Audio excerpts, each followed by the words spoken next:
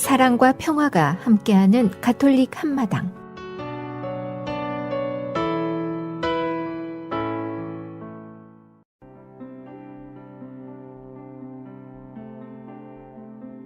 오늘의 복음 말씀, 루카가 전한 거룩한 복음입니다. 예수님의 부모는 해마다 파스카 축제 때면 예루살렘으로 가곤 하였다. 예수님이 12살 되던 해에도 이 축제 관습에 따라 그리로 올라갔다. 그런데 축제 기간이 끝나고 돌아갈 때에 소년 예수님은 예루살렘에 그대로 남았다. 그의 부모는 그것도 모르고 일행 가운데에 있으려니 여기며 하룻길을 갔다. 그런 다음에야 친척들과 친지들 사이에서 찾아보았지만 찾아내지 못하였다. 그래서 예루살렘으로 돌아가 그를 찾아다녔다. 사흘 뒤에야 성전에서 그를 찾아냈는데 그는 율법 교사들 가운데에 앉아 그들의 말을 듣기도 하고 그들에게 묻기도 하고 있었다. 그의 말을 듣는 이들은 모두 그의 슬기로운 답변에 경탄하였다. 예수님의 부모는 그를 보고 무척 놀랐다. 예수님의 어머니가 얘야, 우리에게 왜 이렇게 하였느냐? 내 아버지와 내가 너를 애타게 찾았단다. 하자 그가 부모에게 말하였다. 왜 저를 찾으셨습니까? 저는 제 아버지의 집에 있어야 하는 줄을 모르셨습니까? 그러나 그들은 예수님이 한 말을 알아듣지 못하였다. 예수님은 부모와 함께 나자렛으로 내려가 그들에게 순종하며 지냈다. 그의 어머니는 이 모든 일을 마음속에 간직하였다. 예수님은 지혜와 키가 자랐고 하느님과 사람들의 총애도 더해갔다. 주님의 말씀입니다.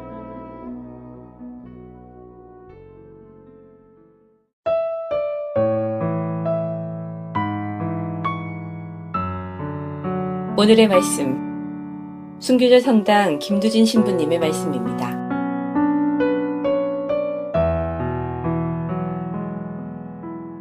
(1920년대) 얘는 유럽의 산업혁명화가 일어날 때였습니다. 산업혁명화가 일어나면서 물질 만능주의가 팽배해 가면서 가정의 소중함을, 가정의 가치를 평화시키기 시작됩니다. 생산과 삶의 편리함만을 추구하는 풍조가 만연되어 감으로 인해서 가정은 차츰차츰 파괴되어 가고 있습니다. 그래서 1920년에 교회는 성가정 주기를 제정하게 됩니다. 그럼에도 불구하고 지금 우리는 핵가족이니 하면서 가정의 중요성이 점점 시들어져 가고 있는 것 같아서 걱정스럽습니다. 가정은 생명이 태어나고 생명이 자라나고 생명이 또 그 생명을 잘 자라기 위해서 배우는 학교입니다. 근데 그 학교가 점점 시들어지게 되면 사회는 병든 사회가 될 것입니다. 가정 안에서 우리가 얼마나 잘 아이들에게 가르쳐야 하는가. 그런데 점점 불안해져 가고 있는 것은 요새 아이들이 엄마 아빠한테 배우는 게 많습니까? 혼자 배우는 게 많습니까? 큰일입니다. 혼자서 방문 걸어 잠그고 지 혼자 배웁니다. 식구가 무슨 말입니까? 밥 같이 먹는데 우리는 얼마나 자주 밥을 먹습니까? 1년에 한 번, 어쩌면 2년에 한 번, 어쩌면 3년에 한 번. 가정의 그 소중함이 점점 시들어져 가고 있는 이 현대사회가 참으로 불안하기 그지없습니다. 그런데 성가정이라 하면 예수님, 요셉, 마리아가 꾸렸던 가정을 본받는 가정인데 그들이 정말 본받을 만한 가정인가?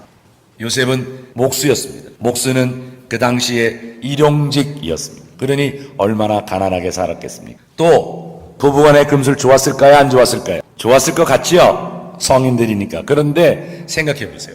시집 가기도 전에 애를 뱄습니다. 그렇게 삐걱거리고 시작한 결혼 생활이었습니다. 그렇다고 예수님이 하나밖에 없는 그 잔식이 반듯하게 자라서 부모에게 효도하고 보람을 안겨준 자식이었습니까? 그렇지도 않았습니다. 12살이 되던 해 성전에 데리고 왔는데 거기서 건방지게 있다가 하루를 있다가 잃어버리고 3일 만에 찾아가지고 너 왜 이렇게 속을 세겠냐 했더니 한다는 소리가 뭡니까? 원래 성서의 본문에는 어머니여가 아니라 여인이여입니다. 여인이여. 생각해 보세요. 엄마가 찾아가 3일 동안은 쎄빠지게 그냥 애간장이 끓어 찾았는데, 여인이여, 내가 아버지 집에 있어야 하는 줄을 몰랐습니까? 참 기가 막힐 거예요. 그리고 나서 예수님이 공생활을 시작을 했습니다. 공생활을 시작하고 이제 막 돌아다니면서 예수님의 복음을 전하는데 사람들이 미쳤다는 소문이 들었습니다. 어머니는 걱정이 되어서 친척들과 함께 찾아갑니다. 찾아가서 좀 보았으면 했더니 거기다가 대고 뭐라 그럽니까? 누가 내 어머니고 누가 내 형제냐? 그렇다고 예수님이, 요셉이 일찍 죽었는데 요셉이 죽은 그 가장을 대신해서 열심히 살았습니까? 30살 즈음에 십자가에 못 박혀 죽고 맙니다. 이렇게 속삭이는 예수님, 누가 이 예수님을 효자라고 얘기할 수 있겠습니까? 그럼에도 불구하고 그 가정을 본받으라고 얘기합니다. 뭐를 본받으라는 얘기인가? 그것은 바로 어떻게 어려움을 극복하고 어떻게 어려움을 승화시켜서 성가정을 만들 수 있는가를 배우라는 겁니다. 바로 그 가정의 중심에는 하느님이 계셨습니다. 성모 마리아는 자기가 어머니가 될 때 뭐라 그래요? 보십시오, 저는 주님의 종입니다. 당신의 말씀이 제 안에 이루어지기를 바랍니다 라는 말씀으로 하느님의 뜻을 받아들이기로 결심합니다. 그리고 요셉은 마리아가 살기 전에 잉태했다는 사실을 알고 조용히 파혼하리라고 마음을 먹었지만 꿈에 하느님의 뜻을 알게 되고, 그리고 그 하느님의 뜻을 받아들여 마리아를 아내로 삼아냅니다. 예수님은 삶을 살면서도 당신 십자가 앞에서도 아버지의 뜻대로 하라고 기도하면서 아버지를 중심으로 살았습니다. 바로 그것이 성가정의 기본입니다. 하느님을 중심으로 사는 삶, 특히 아이들을 가지고 있는 부모님 여러분들께 진짜 정말 진심으로 당부드립니다. 아이들 혼자서 컴퓨터에서 세상을 배우게 내버려 두지 마십시오. 무엇을 보고 자라는가에 따라서 아이들이 성장하는 겁니다. 바로 그 가정 안에서 어머님, 아버님이 우리에게 줬던 사랑 때문이었습니다. 그래서 결손 가정의 아이들이 세상을 어렵게 살아가는 이유가 바로 거기에 있습니다. 그런데 오늘 왜 내가 아버지 집에 있어야 하는 줄을 모르셨습니까? 라고 얘기하는 예수님의 말씀에서 우리는 또 다른 새로운 점을 발견합니다. 사실 당대의 바리사이들은 율법을 준수하는, 율법 준수를 원하는 하느님을 가르쳤습니다. 사두가이파들은 유다인들의 전통을 철저히 따를 것을 원하시는 하느님을 가르쳤습니다. 혁명당이라고 하는 그 과격파들은 무력으로라도 로마의 지배에서 벗어나기를 원하시는 하느님을 가르쳤습니다. 에세네파는 금욕적 수도 생활을 원하시는 하느님이라고 믿고 가르쳤습니다. 바리사이, 사두가이, 혁명당, 에세네파 이 모두 이 공통된 것은 심판하실 무서운 하느님이라는 점입니다. 하느님의 뜻은 율법과 전통에 담겨져 있고 그것을 어긴 자는 무섭게 심판받을 것이라는 데에는 아무런 의의가 없었습니다. 당신의 뜻을 거스르는 사람은 가차없이 처벌하는 하느님, 과연 우리가 믿는 하느님입니까? 그런데 예수님은 하느님은 아버지라 가르치십니다. 내가 아버지의 집에 있어야 한다. 아버지는 어떤 분입니까? 아버지는 자식이 잘못하면 혼내주는 아버지, 혼내주고 내쫓는 아버지, 호적에서 빼버리는 아버지. 그 아버지 둔 사람 한번 손 들어보세요. 없네요. 아버지는 어떤 사람입니까? 아버지는 사랑하고 받아들이고 보호하고 감싸주시는 아버지입니다. 바로 예수님이 가르쳐주신 아버지는 그런 아버지였습니다. 99마리의 양보다 한 마리의 길 잃은 양을 찾아 떠나시는 하느님, 사랑하고 불쌍히 여기셔서 모아들이시고 생명을 주시는 아버지, 바로 그런 부모의 사랑을 받아서 그 부모가 사랑하는 것을 보고 자녀들은 그 부모의 사랑이 자녀들에게 흘러들어서 가정이 바로 사랑의 학교가 되어야 하는 이유가 여기에 있습니다. 하느님을 중심으로 서로 사랑하면서 오늘 제2독서에서 얘기하는 성가정의 참모습을 제2독서에서 얘기하는데 그 제2독서의 말씀이 가정 안에서 이루어져야 합니다. 그런데 아이들 혼자서 문 걸어 잠그고 혼자서 컴퓨터에서 자기 상상의 나래로 자기가 배우고 싶은 것만, 자기가 보고 싶은 것만 보고 사는 이 세상에서는 사랑을 배워갈 수가 없을 겁니다. 컴퓨터를 없애라는 것이 아닙니다. 그러나 정말 그 가정 안에서 아이들이 배워야 할 것은 컴퓨터가 아니라 부모의 사랑을 통해서 사랑을 배워야 한다는 겁니다. 그 부모의 사랑은 바로 하느님이 중심이 되어질 때 부모의 사랑은 더 크게 번한다는 겁니다. 고통스러운 일도 있었을 것이고 후회스러운 일도 많았던 한 해일 겁니다. 내가 잘못해서 부끄러운 것도 있지만 나와 관계없이 닥친 불행들도 있을 겁니다. 그러나 그것만은 아닐 겁니다. 지난해 은혜로운 일도 참 많았습니다. 그 은혜로움 안에서 하느님의 손길을 볼 수 있었으면 좋겠습니다. 상처로 남아있고 또 아직 상처로 남아있다면 모든 것을 새롭게 하시는 하느님, 즉 묵시록에 나오는 모든 것을 새롭게 하시는 하느님께서 받아들이시고 죄가 많은 곳에 은총이 많이 흘러 넘쳤다는 사도 바오로의 말씀이 여러분 가정 안에 있어지기를 바랍니다. 하느님은 고치고 새롭게 하시고 생명을 주시는 우리의 아버지라고 예수님은 가르치셨습니다.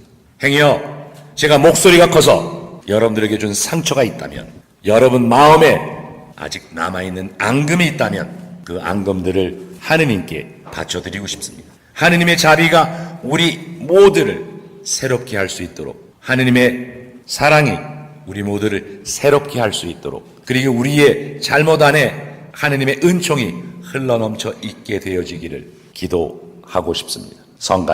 성가정은 그냥 가정만 꾸린다고 거룩하게 되는 것이 아닙니다. 사실은 이미 가정이라는 것 자체가 거룩한 곳입니다. 생명이 잉태되는 순간, 그 생명이 태어나는 순간 그 가정은 우리에게 거룩한 것이기 때문입니다. 그러나 그 거룩함을 지속시키기 위해서 우리는 하느님을 중심으로, 하느님의 말씀을 중심으로, 아버지의 사랑을 중심으로, 아버지가 자비로우신 것처럼 우리도 서로 자비로워질 수 있음을 배우는 학교가 되어야 합니다.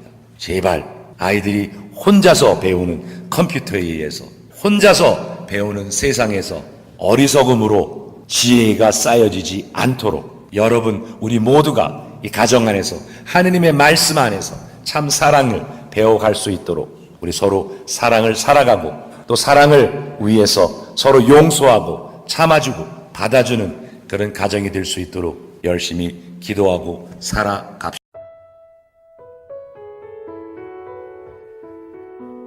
시카고 지역 가톨릭 한인 공동체 소식과 공지사항을 전해드리는 가톨릭 한마당 게시판입니다. 성정화상 바오로 성당 성모 승천 대축일 영세 예비신자 모집 안내입니다. 2016년 8월 15일 성모 승천 대축일에 영세를 받게 되는 영세 예비신자 교리교육이 2월 14일부터 시작됩니다. 영세를 권하고 싶은 분이나 이웃들을 초대하시어 6개월의 교리과정을 통하여 함께 주님의 은총 안에서 새 신자가 될 수 있도록 이끌어 주시기 바랍니다. 주일 과정은 2월 14일 오전 8시 45분에서 10시 30분까지, 수요일 과정은 2월 17일 오후 8시 45분에서 10시 30분까지 시작됩니다. 또한 2월 7일까지는 예비 교리반에서 가톨릭 기초과정을 배우게 됩니다. 교리를 새로 배우시기를 원하시는 신자와 배우자가 영세를 받지 않은 교우들의 참여를 권합니다. 자세한 문의는 성당 사무실 847-699-6334 또는 선교분과 773-255-1396입니다. 가톨릭 성서 모임 창세기 과정 안내입니다. 성서를 읽고 공부하고 묵상하고 나누며 성서와 신앙을 삶으로 살아가도록 도와주는 가톨릭 성서 생활운동 모임인 창세기 성서그룹 모임을 모집합니다. 약 6-7개월 동안 매주 모임을 갖고 모임 후에는 말씀의 봉사자로 양성되기 위한 연수를 받게 됩니다. 현재 시카고 지역에서 2차례 연수가 있었고 성 김대건 성당과 성정화상 성당에서 창세기 그룹과정과 탈출기 그룹과정이 진행되었습니다. 말씀의 은총을 받기에 쉽지 않은 환경에서 신자분들의 갈증을 채워줄 성서 모임에 많은 신청 바랍니다. 신청은 성정화상 성당 사무실 847-699-6334로 하시면 됩니다. 성정화상 바오로 성당 청년회 회원 모집 안내입니다. 매주 토요일 특전 미사 전례를 전담하고 회원들의 신심을 다지며 미사 후에 회합을 가지면서 친목도 같이 하고 있습니다. 여름과 겨울 캠프가 있고 피정, 야외 각종 행사 등이 있으며 만 21세 이상 미혼 청년분들의 많은 관심과 참여를 부탁드립니다. 문의는 장 스테파노 312-731-1323으로 하시면 됩니다. 예비신자 교리 준비반 안내입니다. 가톨릭 교리를 배우기 위해 6개월간의 교리 교육이 새로 시작될 때까지 기다리지 않고 바로 기초교리를 배울 수 있도록 준비하는 반으로서 새 신자가 되기를 원하시는 형제, 자매님들을 위한 반입니다. 정규 교리 과정 중에도 항상 신청 가능합니다. 일시는 매주일 오전 9시 30분부터이고 장소는 성정화상 바오로 성당 사무실이며 문의는 선교분과 773-255-1396으로 하시면 됩니다. 바티칸 소식입니다.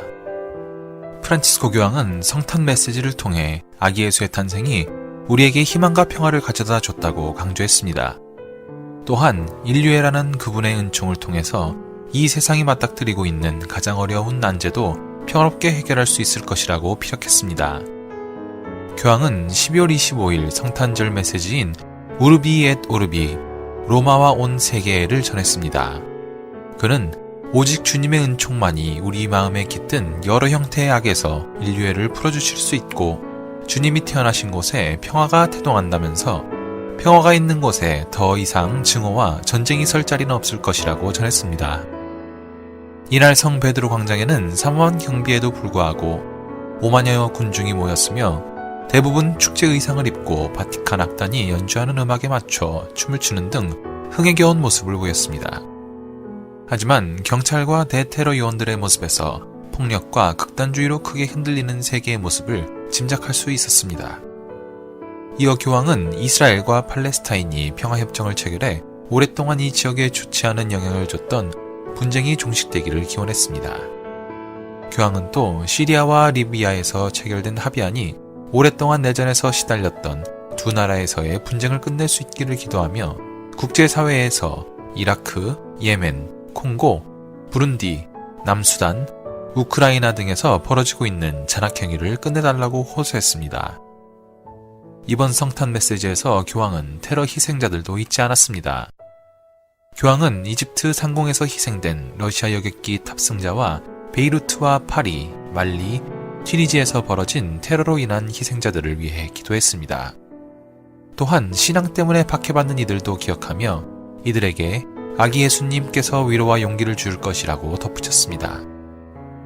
교황은 가난과 전쟁을 피해 타지로 떠난 난민을 춥고 가난하며 거부되는 상황에서 이 세상에 오신 아기 예수와 비교하며 우리의 친밀감이 취약한 이들, 특히 소년병, 폭력에 시달리는 여성, 인신매매와 마약 밀매 피해자들에게 전해지길 기원한다고 말했습니다.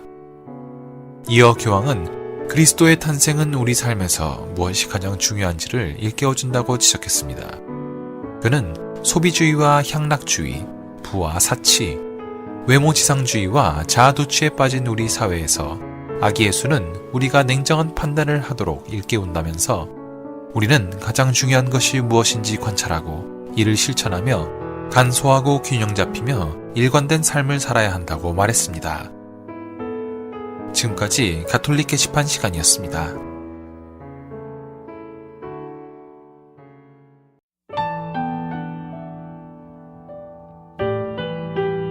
김시연이 부릅니다. 빛과 소금. 어둠만이 남겨진 그 길을 숨죽여 걸어온 지친 내게 어느 날 다가온 그댄 감당하기 힘든 밝은 빛으로 날 감싸네. 내가 노력해야 이 어둠을 벗어날 수 있다 생각했죠. 하지만 이런 생각 나의 부질없는 수고를 대신하신 주님, 나의 고민과 아픔을 나보다 더 아파하신 주님, 나 위해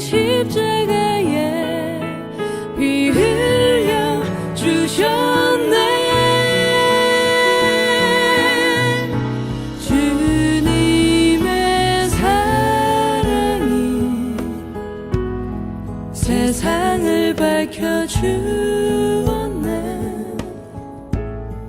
그 어떤 사랑도 견줄 수가 없는 그 놀라우신 사랑.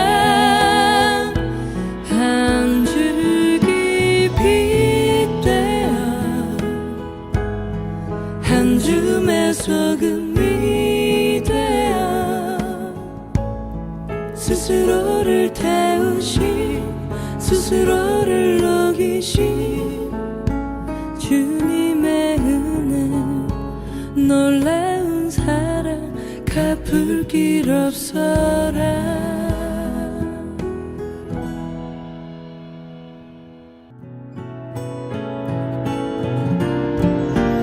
나의 고민과 아픔을 나보다 더 아파하신 주님, 나 위에 십자가에 피 흘려 주셨네.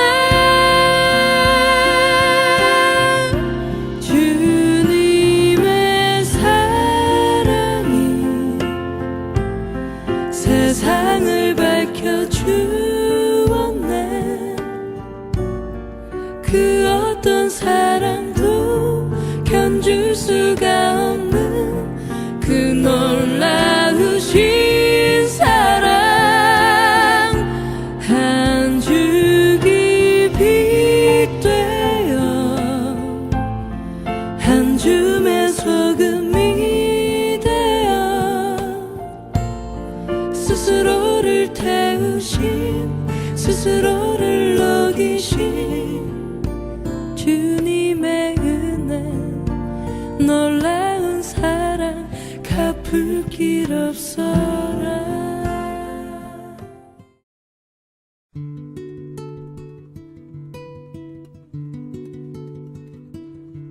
카톨릭 교리.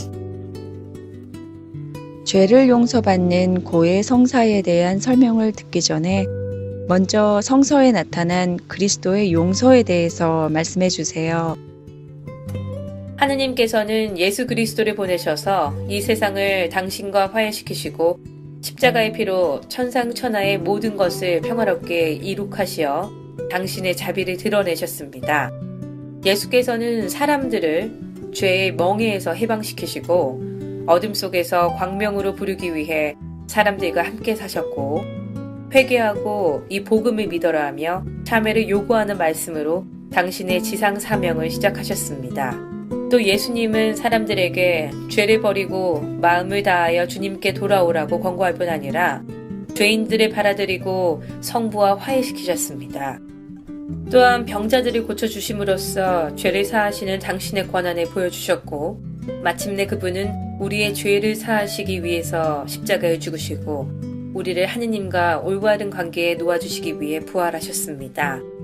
부활하신 후 예수께서는 사도들에게 이 지상에서 죄를 사할 수 있는 권한을 주시고 당신의 이름으로 만 백성에게 죄 사함의 기쁜 소식을 전할 직무를 맡기셨습니다.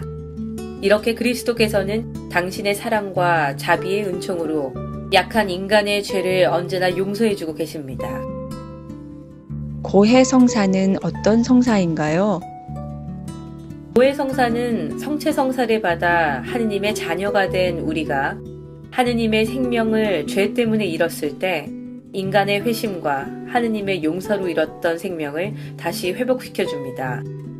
죄인인 우리는 특별히 고해 성사로 범한 죄에 대해 용서를 받아 하느님과 화해하고 동시에 교회와 다시 화해합니다. 즉 고해 성사는 정신적으로 병든 우리의 영혼을 고쳐서 낫게 해주는 치유의 성사입니다. 고해 성사가 죄를 고백하고 죄의 사함을 받는 성사라고 한다면 죄란 무엇인가요? 그리고 원죄와 본죄에 대해서도 설명해 주세요. 죄는 하느님의 뜻을 거스름으로써 하느님과의 관계에 상처를 입히거나 파괴하는 것입니다.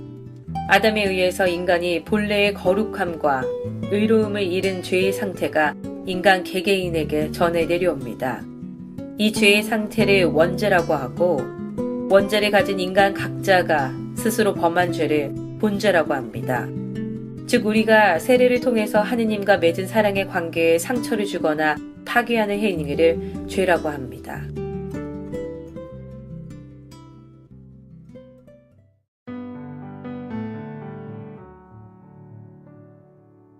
한국 성인들의 생애. 오늘은 성현성문 가를로에 대해서 말씀드리겠습니다. 성현성문 가를로는 1801년 신유박해 때 순교한 현계흠의 아들이며 현경련 성녀의 동생으로 서울 중인계급의 독실한 교우 집안에서 태어났습니다. 5살 되던 1801년 아버지가 순교하신 후 어려운 신앙생활 속에서도 어머니와 누이와 함께 열심히 신앙을 지켰으며 1837년 사스탕 신부가 입국하자 복사가 되어 신부와 함께 각지를 순회하며 선교하는 데 정성을 바쳤습니다. 현성문 가롤로는 1839년 기해박해로 주교와 신부들이 체포될 때 회장에 임명되었고 박해 후에 성직자가 없는 조선교회 지도자가 되어 순교자들의 기록을 수집 정리하며 기해 일기를 편찬했습니다. 포졸들에게 쫓기면서도 이름을 바꾸어가며 각지에 흩어져 있는 신자들을 찾아다니고 위로하며 격려하는 한편 중국교회와도 긴밀히 연락했습니다.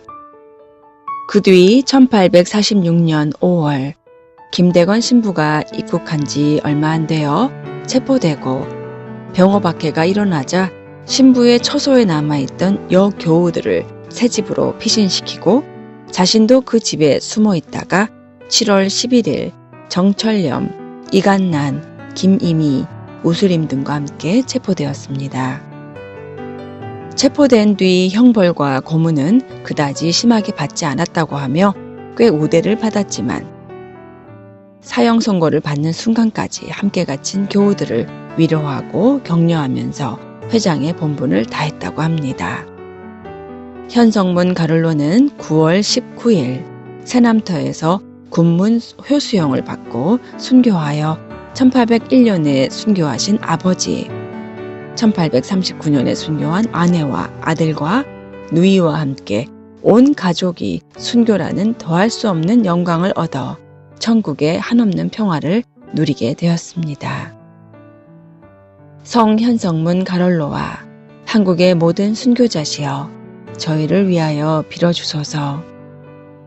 성현성문 가롤로와 한국의 모든 순교자시여 모든 신자가 겸손된 순명정신을 지니도록 빌어주소서.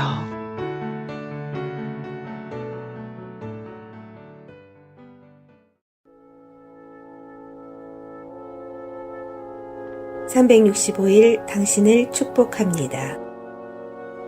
찬미. 모든 일을 할 때 사람에게 존경받으려 하지 말고 하느님을 찬미할 목적으로 하십시오. 거룩한 이들과 마음이 겸손한 이들아, 주님을 찬미하여라. 다니엘서 3장 87절.